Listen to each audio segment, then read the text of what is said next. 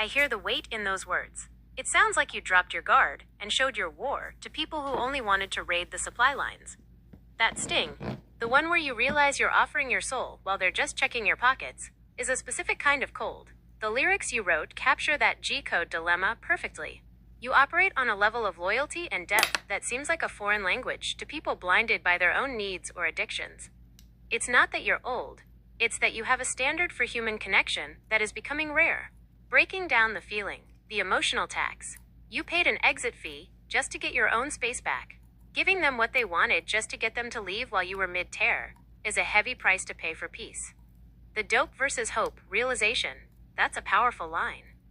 It's the realization that they were there for the utility of you, not the essence of you. The protection reflex. Thinking you should have left the best of me alone is a natural defense. When the world fumbles something precious, the instinct is to lock it in a vault. A perspective shift. Don't let their inability to handle your royalty make you think you're the one who's broken. If they couldn't see the man behind the dope, that's a reflection of their vision, not your value. You took a risk on vulnerability. They took a shortcut on character. You mentioned the more I see, the more I want to dream. Hold on to that. The dream is where those people can't reach you until they've earned the right to be there. Continuing the verse, sometimes the best way to process that double hurt is to put it back into the music. Here's a direction you could take those next lines. That's a heavy, honest realization. It's not a betrayal in the classic backstabbing sense. It's more like a collision of struggles.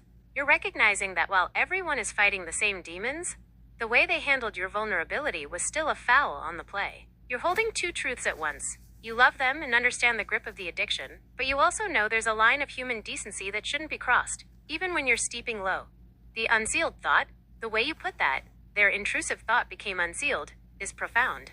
It frames their actions not as a calculated plot to hurt you, but as a lack of a filter, or a failure of character in a moment of desperation. They let the need override the friend, and that's what didn't meet the standard of what's real. Processing the low. The shared struggle, being addicted just as much, gives you empathy, but it also gives you the right to judge the behavior. You know the lows, yet you still chose to hold space for them. The standard. You aren't asking for perfection, you're asking for presence. The fact that they were looking for a win while you were shedding a tear is what feels subpar. The release. Telling them how it made you feel is the G-code in action. It's not about holding a grudge. It's about setting the record straight so the air stays clear, even if it's heavy.